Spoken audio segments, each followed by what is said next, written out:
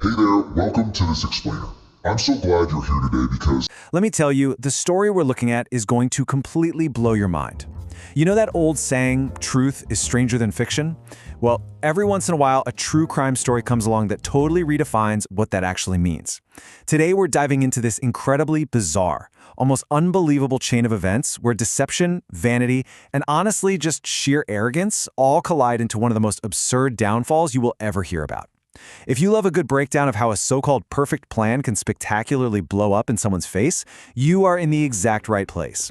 We're going to break down the mechanics of a truly baffling crime step by step. Seriously, how did a simple bowl of soup expose a killer?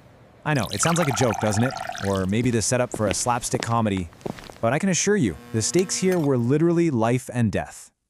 Now, criminal masterminds usually try to prepare for absolutely everything. They lock down their alibis, they wipe away fingerprints, they meticulously plan their timelines. But at the end of the day, human nature is deeply flawed, and we all have blind spots. Think about that for a second. What happens when the ultimate undoing of a brutal, cold-blooded murder isn't some brilliant detective or a fancy piece of forensic tech, but something as completely ordinary as a bowl of soup? Well, to truly grasp how this whole thing unraveled, we actually need to fast forward right to the climax of the story. Just imagine the tension here. We are inside a quiet, sterile hospital room. There's a man lying in a hospital bed, recovering from extensive medical procedures. He's surrounded by anxious family members who've been waiting with bated breath for him to wake up. The room is just heavy with relief, and yet, completely unbeknownst to this family, the entire scene is built on a monstrous lie. The man in that bed, total fraud. The real husband is already dead, and the tension in this room is literally seconds away from snapping and bringing this entire dark deception out into the light. Okay, let's dive into this. How on earth did we get to that hospital room? Well, we have to look at the players in this profoundly tragic love triangle.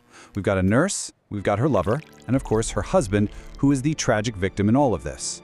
This is the foundation of our dark narrative, a secret relationship completely fueled by betrayal.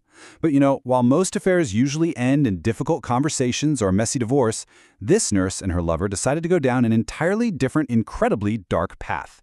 They didn't just want to be together, no, they wanted to erase the husband completely and seamlessly step right into the life he had built.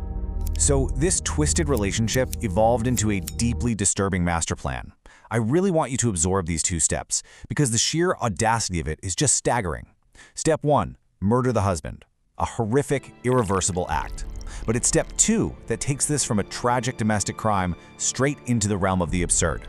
Step 2, swap the lover into the husband's life using plastic surgery. I mean, let that sink in for a minute. Their entire strategy relied on physically altering the lover's face to mimic a dead man. They genuinely assumed that a few surgical procedures would be enough to fool this man's entire family, his friends, his whole community. The level of delusion required to think you can just surgically step into another human being's existence, it's almost beyond comprehension. So, a burning question naturally pops up. Where on earth do you even get an idea like this? I'll give you a hint. It definitely didn't come from a textbook on logic. The source material actually reveals that this wasn't just some sudden crime of passion. No, it was a highly premeditated scheme directly inspired by the movies. We're looking at a classic case of real versus real here.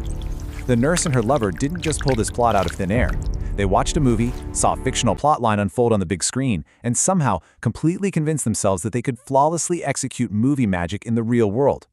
Their inspiration was actually the hit Telugu film Yavadu. Now, in the realm of cinema, anything is possible, right? Plastic surgery is instantaneous. Scars heal up perfectly, voices magically match up without a hitch, and the suspension of disbelief keeps the audience cheering. But the grim reality of a sloppy murder plot, totally different story. Real-world biology does not care about movie scripts. In reality, surgery leaves undeniable traces, recovery is agonizingly slow, and human behavior is incredibly difficult to fake 24/7.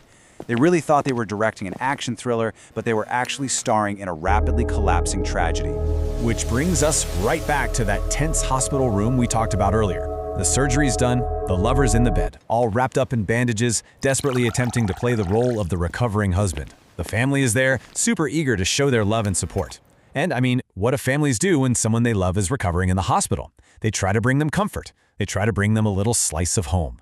So, the family of the murdered husband decides to offer this recovering patient his absolute favorite meal. It's a gesture of pure love. But for the imposter lying in that bed, it was a sudden, terrifying test he hadn't studied for. And the dish the family lovingly prepared and handed over was mutton soup, a rich, heavy, meat-based broth that the deceased husband absolutely adored. Picture the moment. The bowl is handed over, the aroma fills the room. For the family, this is a beautiful act of feeling. But for the man in the bed, the lover, this bowl of soup is suddenly an impossible, terrifying hurdle. He's staring down at a meal that he, fundamentally as a person, simply cannot consume. And this brilliantly illustrates the mundane truth that brought their entire house of cards crashing down. The lover, the guy who had literally undergone agonizing surgery to steal another man's identity, the man who had conspired to commit murder, was a strict vegetarian. Seriously. In all of their intricate movie-inspired planning and all their arrogance, they completely forgot to account for basic, ingrained dietary habits. The lover was physiologically and psychologically repulsed by the meat-heavy mutton soup that his new character was supposed to love. It was this sheer, instinctual refusal that ruined everything. Confronted with the bowl of mutton soup, the vegetarian lover simply could not eat it. He refused the victim's absolute favorite dish. And in that split second of refusal, the illusion completely shattered. The family, who were probably already subconsciously picking up on those subtle differences that surgery could never hide, saw this blatant contradiction in behavior. The real husband would never turn down his favorite soup. That single, reflexive action, driven purely by personal dietary restrictions, instantly exposed the imposter, unraveling a complex murder plot right there in the hospital ward. So, it really leaves us with this final, provocative thought to ponder.